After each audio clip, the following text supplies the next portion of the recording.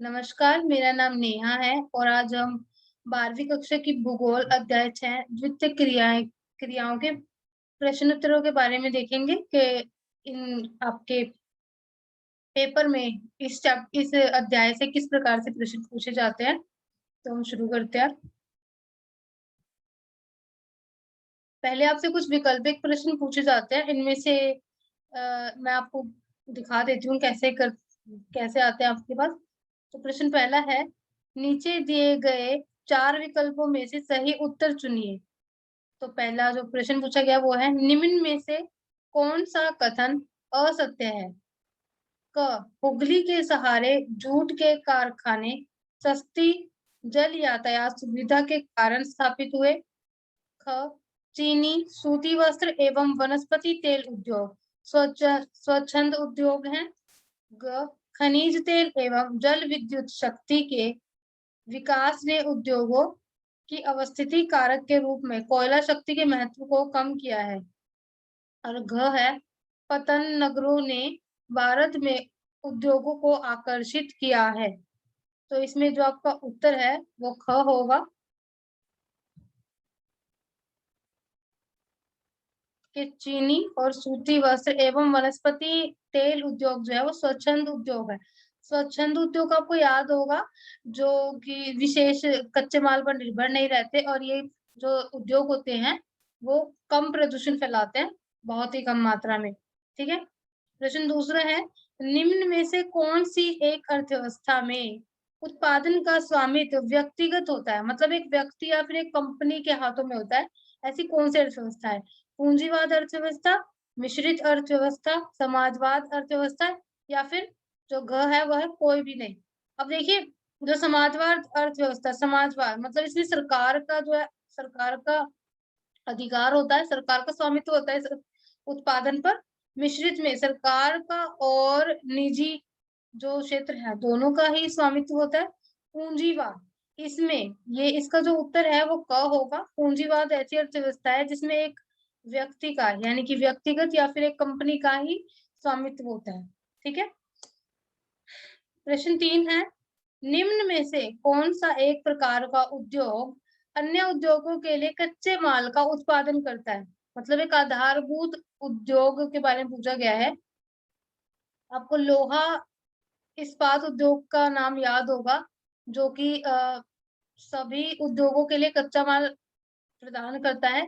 लोहा इस्पात उद्योग जो है वो लोहा का निर्माण करता है और जब उस उद्योग से लोहा निकलता है तो उसी लोहे को अ, अन्य उद्योगों में दे दिया जाता है, जिससे वे उद्योग अपने लिए मशीनों का निर्माण करते हैं। ठीक है। तो इसमें जो उत्तर है, मतलब पहले विकल्प देखते हैं। पहला है कुटीर उद्योग, ख है छोटे पैमाने के उद्योग, ग आधारभूत उद्योग, घ स्वच्छंद उद्योग। तो लोहा इस्पात उद्योग जो है वो एक आधारभूत उद्योग है, क्योंकि वो वह उद्योग अन्य उद्योगों के लिए कच्चे माल को उत्पादन करता है। तो इसका जो उत्तर होगा वो ग होगा, आधारभूत उद्योग। निम्न में से कौन सा एक जोड़ा सही मेल खाता है? इसमें आपको बताना है कि कौन सा है जो बिल्कुल सही मेल खा रहा है। स्वचालित वाहन उद्योग, लॉस एंजलिस, पोत निर्माण उद्योग, ग है वायुयान निर्माण उद्योग, फ्लोरेंस फ्लोरेंस और ये लॉस एंजलिस जगह है। और घ है लौह इस्पात उद्योग, पीटर्सबर्ग। ठीक है। तो इसमें जो आपका उत्तर है वो है घ, लौह इस्पात उद्योग पीटर्सबर्ग में है। तो ये वाला जो जोड़ा है वो सही मेल खाता है। ठीक है।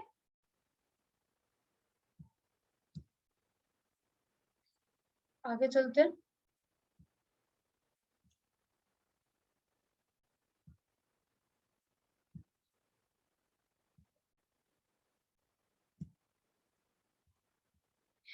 यहाँ पर कुछ लघु उत्तरीय प्रश्न दिए गए हैं, इन्हें देख लेते हैं एक बार।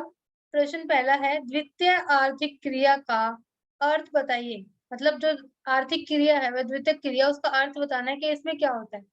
उत्तर है, प्राकृतिक रूप से प्राप्त कच्चे माल को जब मनुष्य अपना कौशल, ज्ञान एवं श्रम लगाकर नए उपयोगी उत्पाद में बदल देता है तो इसे द्वितीयक आर्थिक क्रिया कहा जाता है। ठीक है, मतलब जो प्राकृतिक रूप से उसे लकड़ी मिली है या फिर लौह अयस्क मिला है, तो जब इंसान मतलब उद्योगों में अपने कौशल या अपने ज्ञान के आधार पर उससे वस्तुएं बना देता है, जैसे लकड़ी से अगर वो कोई कुर्सी या मेज बनाता है और लोहे से कोई मशीन या लोहे की अलमारियां होती है, ऐसे कोई वस्तुएं बना देता है, तो उन्हें तैयार उत्पाद में बदल देता है। तो इस प्रक्रिया को द्वितीयक आर्थिक क्रिया कहा जाता है। ठीक है, और इस प्रक्रिया को विनिर्माण कहा जाता है। प्रश्न दूसरा है, द्वितीयक गतिविधियों द्वारा प्राकृतिक संसाधनों का मूल्य बढ़ जाता है, एक कारण बताइए। मतलब आपको इस ये जो वाक्य आपको दिया गया इनको इसको स्पष्ट करना है कि ये क्या कहना चाहता है कि द्वितीयक गतिविधियों द्वारा प्राकृतिक संसाधनों का मूल्य बढ़ जाता है। उत्तर है, द्वितीयक गतिविधियों के अंतर्गत विनिर्माण द्वारा कच्चे माल का रूप बदलकर उसे उपयोगी उत्पाद में परिवर्तित कर देते हैं, जिससे वह कच्चा माल एक मूल्यवान उत्पाद बन जाता है। मतलब विनिर्माण द्वारा मतलब उद्योगों में जो हमें कच्चा माल मिला है उससे हम एक उपयोगी उत्पाद बना देते हैं। मान लीजिए लकड़ी है आपके पास और आप लकड़ी से अ, एक कुर्सी बना देते हैं, तो वह कुर्सी एक मूल्यवान उत्पाद, एक मूल्यवान वस्तु है, क्योंकि अगर आप उसे बाजार में बेचते हैं तो उसके बदले आपको कीमत मिलेगी, आपको दाम मिलेगा, इसलिए वो एक मूल्यवान वस्तु है। ठीक है, प्रश्न 3 है, विनिर्माण किस प्रकार किया जाता है? उत्तर, विनिर्माण हाथ से या मशीनों से किया जाता है। मतलब विनिर्माण को आप हाथ से भी कर सकते हैं, जैसे कि अगर सूती कपड़ों का निर्माण किया जाता है, तो सूती कपड़ों को पहले हस्तकरघे की मदद से किया जाता है। हस्तकरघा जिसमें हाथ से कार्य किया जाता था, हाथ से अ, तंतु की बटाई की जाती थी और कताई की जाती थी, कताई बुनाई, और मशीनों से भी की जाती है। तो इसलिए जो विनिर्माण का कार्य है, यानी कि वस्तुओं का जो उत्पादन का कार्य है, वह हाथ से और मशीनों से किया जाता है। ठीक है, प्रश्न 4, कौशल के विशिष्टीकरण से क्या तात्पर्य है? आपने देखा था आधुनिक पैमाने के जो विनिर्माण क्षेत्र थे, उनमें उनकी जो विशेषताएँ थी, उसमें पहली विशेषता कौशल का विशिष्टीकरण था।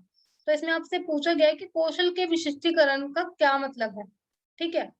उत्तर है, बड़े पैमाने पर किया जाने वाला अधिक उत्पादन, जिसमें प्रत्येक कारीगर निरंतर एक ही प्रकार का कार्य करता है।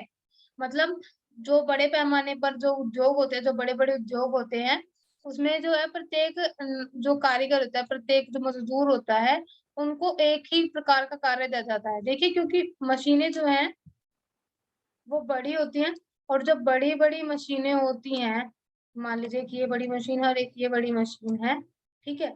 यहाँ से ये सामान जा रहा है और यहाँ पर इनकी पैकिंग हो रही है, ठीक है? तो यहाँ पर मज़दूरों में मतलब प्रत्येक हर एक मज़दूर में उनका काम बाँट दिया जाता है कि पहले मज़दूर इस वाली मशीन पर रहेंगे जहाँ से कच्चा माल मशीन के अंदर डाला जाता है। दूसरे प्रकार के जो श्रमिक हैं, वो यहाँ पर रहेंगे, जो कि उसमें से अपशिष्ट को छाँट कर बाहर निकाल देंगे। तीसरे प्रकार के मज़दूर पैकिंग क्षेत्र के पास खड़े रहेंगे, पैकिंग वाली मशीनों के पास, जो कि ध्यान देंगे कि चीज़ों की, वस्तुओं की पैकिंग अच्छे से हो रही है या नहीं हो रही है। मतलब कौशल का विशिष्टीकरण एक मतलब वो कार्य है, जिसमें हर एक कारीगर को, मतलब जैसे कि ये कारीगर, इनका एक ही काम है, इनको निरंतर एक ही काम करना है, इनको इस मशीन में कच्चा माल डालते रहना है, ठीक है? और जैसे कि ये वाले मज़दूर हैं, ये वाले कर्मी हैं, इनका निरंतर एक ही काम है कि इनको ध्यान देना है कि इसमें कोई अपशिष्ट ना हो, कोई भी अ, खराबी ना हो सामान में, ठीक है? जिससे वस्तु खराब ना बने। और तीसरे प्रकार का जैसे कि ये वाले मज़दूरों का समूह है, इन मज़दूरों का भी एक निरंतर ही काम है, इनको एक ही जगह खड़े रहकर काम करना है, इन्हें पैकिंग होते हुए देखना है कि कोई भी वस्तु की पैकिंग गलत तरीके से ना हो, ठीक है? तो इसे कौशल का विशिष्टीकरण कहते हैं। अब है प्रश्न आपका 5, उद्योग अपनी लागत घटाकर लाभ किस प्रकार बढ़ा सकते हैं? मतलब उनकी लागत, जो उन्होंने पैसा लगाया है उद्योगों में, वस्तु के उत्पादन में, वो कम हो और उनका लाभ बढ़ जाए, वो किस प्रकार होगा? उत्तर है, उद्योगों की स्थापना उस स्थान पर करके जहां उत्पादन लागत कम आए। मतलब काफ़ी ग्रामीण क्षेत्र ऐसे होते हैं, जहाँ पर उद्योग नहीं होते और वहाँ के जो वहाँ पर हर वस्तु भी, कच्चा माल भी सस्ता मिल जाता है और श्रमिक भी सस्ते मिल जाते हैं। तो उद्योगों को ऐसी जगहों पर लगाकर, ऐसे स्थानों पर, जहाँ पर उत्पादन लागत मतलब जो जमीन का जो कर्ज है, मतलब जिस जमीन पर वे अपना उद्योग स्थापित करने वाले हैं, वहां पर काम करने वाले जो आपके मजदूर हैं, वे उनको सस्ते मिल जाए, ठीक है। और जो कच्चा माल है वो भी उसको सस्ते में मिल जाए, ठीक है। तो ऐसी जगहों पर अपने उत्पाद लगाकर वो कर सकते हैं।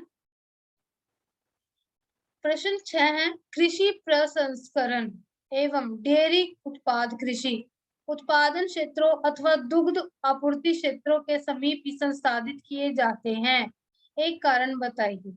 मतलब कि यहाँ पर आपसे पूछा गया है कि जो डेयरी उत्पाद कृषि है उसको नगरों के ही समीप या फिर आपूर्ति दुग्ध आपूर्ति स्रोतों के समीप ही संसाधित क्यों किया जाता है, कारण बताना है। उत्तर है कच्चे माल दूध की शीघ्र नष्ट होने वाली प्रकृति के कारण। मतलब जो डेयरी उत्पाद जो डेयरी उद्योग जो है उनको कृषि उत्पाद मतलब दुग्ध आपूर्ति स्रोतों के पास लगाया जाता है। मतलब जहाँ पर जानवरों को पाला जाता है जो दूध देते हैं, और जहाँ ऐसी दुकानें या फिर ऐसे भंडारघर जिसमें फ्रिज की व्यवस्था की जाती है, जहाँ पर दूध को लंबे समय तक के लिए जब तक उनका मतलब परिवाहित नहीं करते जाता बाजार में या फिर उत्पादकों सॉरी उपभोक्ताओं के घर पे, तब तक के लिए उन्हें वहां पर भंडार करके रखा जा सके, संग्रह करके, ठीक है। प्रश्न 7, पश्चिमी यूरोप एवं उत्तरी अमेरिका के पूर्वी भागों में उद्योगों का संकेंद्रण होने का एक कारण बताइए।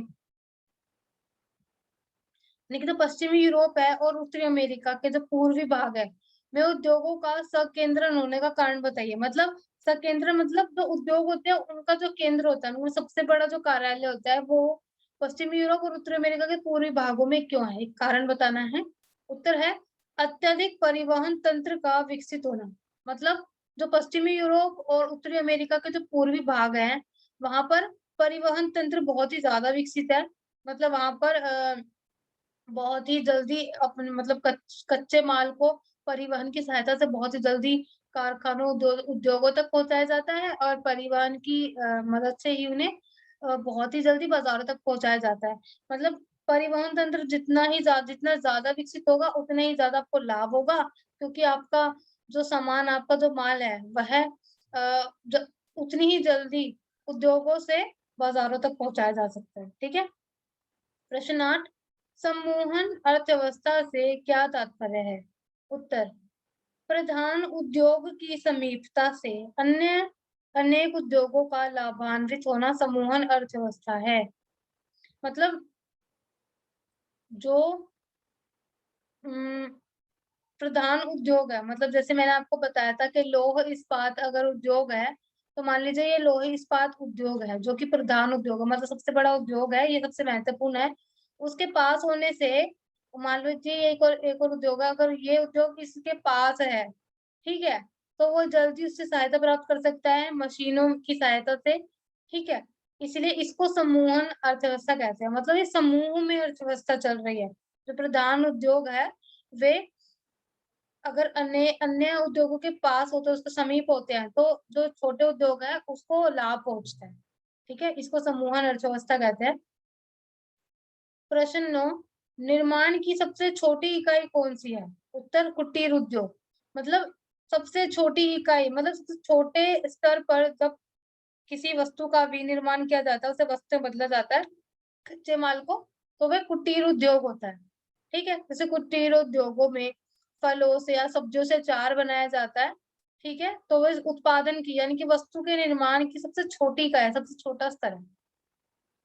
प्रश्न 10, विश्व के औद्योगिक प्रदेशों को उनके वृहद पैमाने पर किए गए निर्माण के आधार पर कितने समूहों में बांटा जा सकता है। मतलब विश्व के जितने भी औद्योगिक प्रदेश है, जहाँ-जहाँ पर उद्योग हैं, उनको बड़े पैमाने पर किए गए निर्माण उन्होंने जितने बड़े-बड़े पैमाने पर निर्माण किए हैं, उसके आधार पर कितने समूहों में हम उन्हें बाँट सकते हैं। तो उत्तर है 2 समूहों में बाँट सकते हैं। पहले आते हैं परंपरागत वृहद औद्योगिक प्रदेश, यानी कि अ, परंपरागत मतलब कि जो पुराने वाले होते हैं, जिससे पुरानी व्यवस्था चलती है, जो कि बहुत ही पुराने औद्योगिक प्रदेश है ऐसे क्षेत्र जहाँ पर बहुत ही जो प्राचीन समय से औद्योगिक फैक्ट्रियां वहां पर लगी हुई है, जिनके समूह कुछ अधिक विकसित देशों में है। ठीक है। और दूसरा है उच्च प्रौद्योगिकी वाले वृहद औद्योगिक प्रदेश, जिनका विस्तार कम विकसित देशों में हुआ है। मतलब जहाँ की जो प्रौद्योगिकी तकनीक तो बहुत कुछ है, और वे जो औद्योगिक प्रदेश है वे काफी बड़े हैं, जिनका विस्तार कम विकसित देशों में हुआ है। आपने अपने अध्याय में पढ़ा था कि परंपरागत बड़े पैमाने पर जो औद्योगिक प्रदेश है वे कैसे होते हैं, वो बहुत ही वहां पर जो घरेलू व्यवस्था होती है वह बहुत ही घटिया प्रकार की होती है, प्रदूषण वाला माहौल होता है, गंदगी के ढेर होते हैं। ठीक है। और छोड़ी गई भूमि का प्रदेश होता है वे, जहाँ पर बड़ी-बड़ी फैक्ट्रियाँ होती हैं और जिसे धुएँ की चिमनी भी कहा जाता है। ठीक है। और उच्च प्रौद्योगिकी वाले बड़े औद्योगिक प्रदेश, जहाँ पर नई तकनीकें इस्तेमाल होती हैं, जहाँ पर कारखानों की बजाय प्रयोगशालाएँ होती हैं, जहाँ पर किसी भी वस्तु का निर्माण जो है वो बहुत ही शोध के बाद किया जाता है, मतलब बहुत ही ज़्यादा प्रयोग होते हैं उनके पास उनके ऊपर, फिर जाकर वस्तु का निर्माण किया जाता है, और जो कि बहुत ही साफ-सुथरे होते हैं। ठीक है? उच्च प्रौद्योगिकी वाले बृहद औद्योगिक प्रदेश में होते हैं। प्रश्न 11, रसायन और आधारित उद्योगों के 2 उदाहरण बताइए। मतलब आपको 2 ऐसे उद्योग बताने हैं जो कि रसायन आधारित हो। उत्तर है पेट्रो रसायन उद्योग, जिसमें पेट्रोल, डीजल बनता है, और कृत्रिम रेशा उद्योग, जिससे कि नायलॉन जैसे वस्त्र बनते हैं। नायलॉन एक कपड़ा होता है जो कि रासायनिक क्रिया द्वारा बनाया जाता है। ठीक है? उसमें आग लग जाती है। तो ये जो 2 उद्योग हैं, ये रसायन आधारित उद्योग है। प्रश्न 12 है, गैर आधारभूत उद्योग क्या है? अथवा उपभोक्ता वस्तु उद्योग क्या है? उदाहरण सहित बताइए। मतलब आपने जो हमारे इसमें अध्याय में उम, जब वर्गीकरण किया गया था, तो उसमें बताया गया था कि जो उत्पाद आधारित उद्योग होते हैं, उसमें एक आधारभूत उद्योग होता है जिसमें लौह इस्पात उद्योग है, जो अन्य उद्योगों के लिए कच्चा माल उत्पादित करते हैं, और दूसरे होते हैं उपभोक्ता वस्तु उद्योग या फिर गैर आधारभूत। दोनों का मतलब एक ही है, यानी कि गैर आधारभूत मतलब ये आधारभूत नहीं है, ये किसी भी उद्योग का आधार नहीं है, और उपभोक्ता वस्तु मतलब ये जो उद्योग हैं, ये ऐसी वस्तुएँ बनाते हैं जो प्रत्यक्ष रूप से उपभोक्ता द्वारा इस्तेमाल की जाती है। आपको उदाहरण सहित बताना है। उत्तर, उपभोक्ता वस्तु उद्योग ऐसे सामान का उत्पादन करते हैं जो प्रत्यक्ष रूप से उपभोक्ता द्वारा प्रयोग किया जाता है, जैसे ब्रेड एवं बिस्कुट, चाय, साबुन इत्यादि। ठीक है। प्रश्न 13, धुएं की चिमनी वाला उद्योग किसे कहते हैं? मैंने आपको यहाँ पे भी बताया था। परंपरागत बड़े पैमाने वाले औद्योगिक प्रदेश, जिसमें कोयला खदानों के समीप स्थित धातु पिघलाने वाले उद्योग, भारी इंजीनियरिंग, रसायन निर्माण आदि का कार्य किया जाता है। इन्हें धुएं की चिमनी वाला उद्योग भी कहते हैं। मतलब जो परंपरागत, जो कि प्राचीन समय से, मतलब पुराने समय के बड़े पैमाने वाले औद्योगिक प्रदेश हैं, जिसमें कोयला खदान होती है, उनके पास ही धातु पिघलाने वाले उद्योग होते हैं, जिसमें भारी इंजीनियरिंग, रसायन निर्माण आदि का कार्य किया जाता है। इन्हें धुएँ की चिमनी वाला उद्योग भी कहते हैं, क्योंकि यहाँ पर बहुत ही ज़्यादा धुआँ छोड़ते हैं ये जो उद्योग होते हैं, यहाँ का वातावरण बहुत ही धुएँ से प्रदूषित होता है। ठीक है? प्रश्न 14, रूहर कोयला प्रदेश किस देश में स्थित है? अब रूहर कोयला प्रदेश जो है वो जर्मनी में स्थित है। ठीक है? जहाँ पर कोयले की खदानें होती थी, और पर आज के समय में कोयले की खदानों की माँग ना होने की वजह से वहाँ पर क्या करने लग गए थे, वो जो क्षेत्र था, वह कोयलों की खदानों की वजह से काफ़ी प्रदूषित हो गया था। ठीक है? तो रूहर कोयला प्रदेश जर्मनी में स्थित है। प्रश्न 15, स्वच्छंद उद्योग से क्या तात्पर्य है? उत्तर, ये वे उद्योग है जो किसी कच्चे माल पर निर्भर नहीं होते, वरन मतलब बल्कि संघटक पुर्जों पर निर्भर रहते हैं। मतलब जो बचे हुए जो पुर्जे होते हैं कच्चे माल के, उन पर निर्भर रहते हैं, और ये जो उद्योग है वो बहुत ही कम मात्रा में प्रदूषण छोड़ते हैं, मतलब प्रदूषण रहित उद्योग होते हैं। आगे बढ़ते हैं। ये कुछ ऐसे प्रश्न हैं जिनका उत्तर आपको 5 नंबर के प्रश्न है ये आपके। जैसे कि ये जो पहला प्रश्न है, ये है सीबीएसई के 2012 के प्रश्न पत्र में पूछा गया था। संसार में हस्तकरघा उद्योगों की किन्हीं 3 विशेषताओं को स्पष्ट कीजिए। मतलब पूरी दुनिया में जो हस्तकरघा उद्योग है, उनकी 3 विशेषताएँ आपको बतानी है। हस्तकरघा उद्योग मतलब जहाँ पर सूती कपड़ा हाथों से बनाया जाता है। हस्तकरघा उद्योग की विशेषताएं। हस्तकरघा उद्योग में अधिक श्रमिकों की आवश्यकता होती है क्योंकि जो काम है वो हाथों द्वारा किया जाता है, तो जितने श्रमिक होंगे उतने ज्यादा हाथ होंगे, तो काम जल्दी होगा। यह अर्ध कुशल श्रमिकों को रोजगार प्रदान करता है क्योंकि यहाँ पर कोई तकनीक, कोई मशीनों की का उपयोग नहीं होता, तो यहाँ पर जो श्रमिक यानी कि जो मजदूर कम कुशल है इस काम में, उनको रोजगार मिल जाता है। इसमें पूंजी की आवश्यकता कम होती है क्योंकि मशीनें नहीं होती और मशीनों को खरीदने में पूंजी ज्यादा इस्तेमाल होती है। इसमें इसके अंतर्गत सूत की कताई, बुनाई आदि का कार्य किया जाता है। ठीक है, यहाँ पर 4 विशेषताएं आपको बताई गई है, इनमें से कोई भी आप 3 याद कर सकते हैं। प्रश्न है, स्वच्छंद उद्योगों की किन्हीं 3 विशेषताओं की व्याख्या कीजिए। ये भी 2012 के प्रश्न पत्र से लिया गया है। स्वच्छंद उद्योगों की विशेषताएं। स्वच्छंद उद्योग व्यापक विविधता वाले स्थानों में स्थित होते हैं, मतलब जहाँ पर जो है काफी भिन्नताएं होती है यहाँ के जलवायु में, ठीक है, वहां पर ये बनाए जाते हैं उद्योग। ये किसी विशिष्ट प्रकार के कच्चे माल पर निर्भर नहीं होते। ये उद्योग संगठन पुर्जों पर निर्भर करते हैं। इनमें कम मात्रा में उत्पादन होता है। इन उद्योगों में श्रमिकों की भी कम आवश्यकता होती है क्योंकि एक तो ये छोटे उद्योग होते हैं और कम मात्रा में उत्पादन होता है, तो श्रमिकों की भी आवश्यकता कम होती है। सामान्यतः ये उद्योग प्रदूषण नहीं फैलाते हैं, इसीलिए इनका नाम स्वच्छंद उद्योग रखा गया है। ठीक है, अब आपका आखिरी प्रश्न है, उच्च प्रौद्योगिकी उद्योग की विशेषताएं बताते हुए स्पष्ट करें कि ये नगरों के परिधि क्षेत्रों में क्यों विकसित होते हैं। मतलब जो उच्च प्रौद्योगिकी उद्योग है, मतलब जिनकी उद्योगों की जो तकनीक है, जो प्रौद्योगिकी है वो उच्च है यानी कि बेहतर है, उनकी विशेषता बताने और ये बताना है कि वे नगरों के पास ही क्यों विकसित होते हैं। तो इस उत्तर को पढ़ते हैं। उच्च प्रौद्योगिकी उद्योग में वैज्ञानिक एवं इंजीनियरिंग उत्पादों का निर्माण किया जाता है। इनमें शोध की जरूरत होती है। मतलब जो उच्च प्रौद्योगिकी उद्योग है वहां पर ऐसी वस्तुओं का निर्माण किया जाता है जिसमें वैज्ञानिक और इंजीनियरिंग का उपयोग होता है। इनमें शोध किया जाता है, मतलब इन पे प्रयोग करके बनाया जाता है। इसमें श्रमिकों का अधिकांश भाग दक्षता प्राप्त होते हैं। मतलब जो श्रमिक होते हैं वे ज्यादातर कुशल होते हैं, उनको इनके बारे में, प्रयोगों के बारे में या मशीनों के बारे में ज्ञान प्राप्त होता है।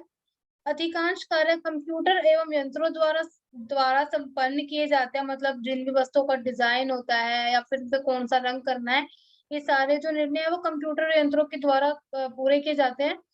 इन उद्योगों के स्थान साफ सुथरे विशाल भवनों, कार्यालय एवं प्रयोगशालाओं युक्त होते हैं। मतलब जो जो ये स्थान है उद्योगों के, वो साफ होते हैं, बड़े बड़े भवन होते हैं, कार्यालय होते हैं और प्रयोगशालाएं होते हैं यहाँ पे। इन्हें प्रौद्योगिक ध्रुव भी कहा जाता है। अब देखिए ये जो उद्योग है वो तकनीक पर स्थित है और यहाँ पर वैज्ञानिक तरीके से शोध करके वस्तु का निर्माण किया जाता है, इसलिए इन्हें को प्रौद्योगिक ध्रुव भी कहा जाता है। अब ये प्रश्न भी आपसे 1 नंबर वाले प्रश्न में पूछा जा सकता है कि प्रौद्योगिक ध्रुव किसे कहा जाता है, ठीक है? या फिर उच्च प्रौद्योगिकी उद्योगों का दूसरा नाम क्या है, ठीक है? ये नगर के परिधि क्षेत्र में इसलिए होते हैं क्योंकि नगर के बाहर क्षेत्र में सस्ती और अधिक भूमि उपलब्ध होती है। मतलब जो नगर के बाहर का जो इलाका होता है वहां पर सस्ती मिल जाती है उन्हें भूमि और ज्यादा भूमि मिल जाती है। नगर के बाहरी क्षेत्र से आंतरिक क्षेत्रों की तरफ यातायात की अच्छी सुविधा उपलब्ध होती है। मतलब ये जो उद्योग होते हैं वह नगरों के जो चारों तरफ की जो परिधि होती है, परिधि मतलब उसके चारों तरफ की जो भूमि होती है वहां पर स्थित होते हैं। क्यों? क्योंकि वहां की जो भूमि है तो वो ज्यादा मात्रा में इनको मिल जाती है, उपलब्ध हो जाती है और सस्ती होती है। और नगरों के बाहर से अंदर जाने के लिए, मतलब अंदर नगरों में, बाजारों में अपनी वस्तुओं को बेचने के लिए उनको अच्छी यातायात की सुविधा मिल जाती है। ठीक है, तो ये वीडियो आज यहीं पर समाप्त होती है। मुझे आशा है आपको सब समझ में आया होगा और अगर कोई दिक्कत होती है तो आप इस वीडियो को रोककर या दोबारा सुनकर अपने जो कॉपी में इसको लिख सकते हैं, नोट्स बना सकते हैं। धन्यवाद।